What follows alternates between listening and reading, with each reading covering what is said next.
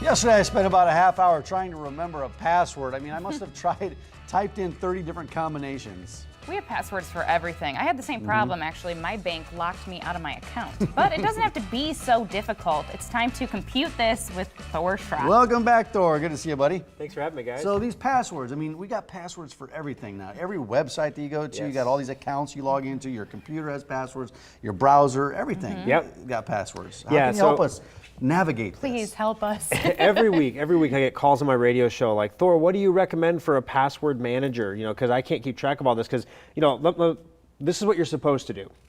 Every password needs to be at least 8 characters minimum, consisting of letters, numbers, capitals, lowercases, symbols. Special characters. Special characters.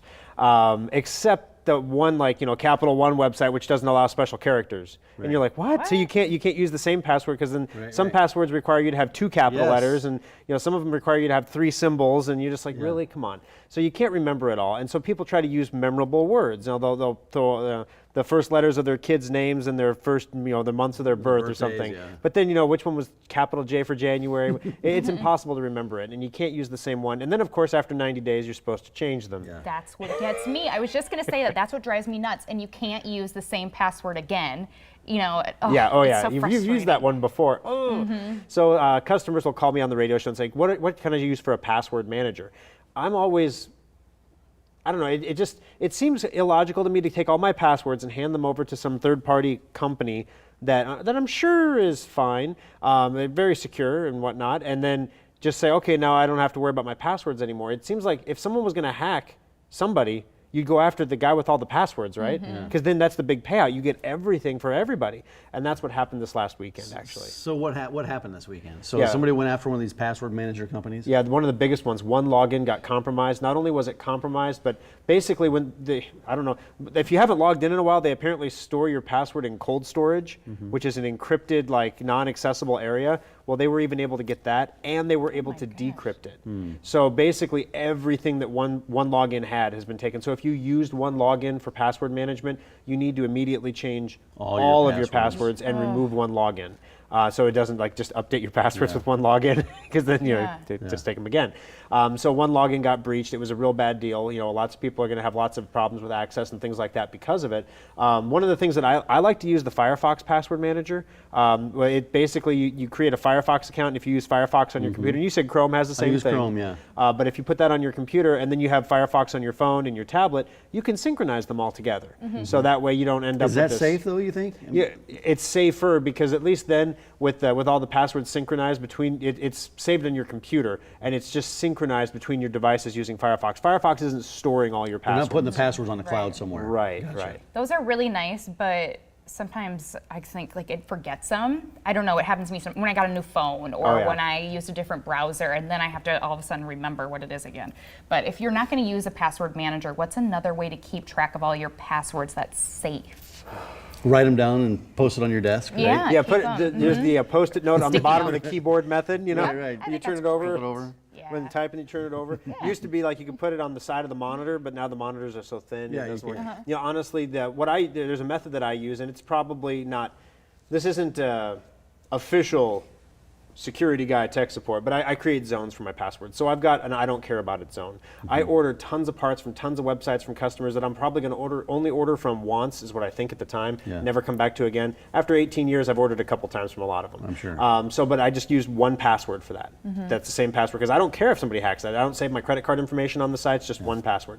Then I have my financial zone. I have my financials password, and that's the same across my financial stuff. Then I have a password that's for, like, you know, social media and stuff like that. So at least if you compromise one area of my life, you don't get into the whole enchilada. So that's the other thing. But the main thing to do is take your security seriously. Make sure you've got good antivirus. Make sure you've got Secure Updater. Make sure that you're keeping everything up to date on the computer, because the odds of you getting breached are pretty good. The odds of the password management company getting breached, they're a bigger target. So in this case, they really did get breached. Nobody knows how it happened yet either. So that really puts a lot of the others at risk because they're probably using industry standard protection technology, which means they're all using the same thing. Yeah. And so if one got breached, the others are potentially vulnerable as well. Gotcha. Before we get in, I want to talk about antivirus and endpoint and stuff like that, but you brought up a good point about your passwords and the different zones that you have. So is maybe your financial passwords, is that a stronger password that you would use? And then some of those other sites you don't really care about if it gets hacked, it's just a Well, simple it kind password. of happens naturally because like the financial zones, they require you to have more strong passwords. So if like your bank website requires a stronger password than the e-commerce Yahoo website that you buy a power supply from, they're like, yeah, one capital letter or just give me 6 characters, it'll be all right. Yeah. Now let's switch gears a little bit to antivirus software. I know I need a new one. I don't want to spend a ton, but I you have a know it's Mac or PC? important. I have a Mac. Okay. Big Mac, little Mac? A medium Mac. Medium It is kind of medium. It's like a 13-inch. I don't know the size.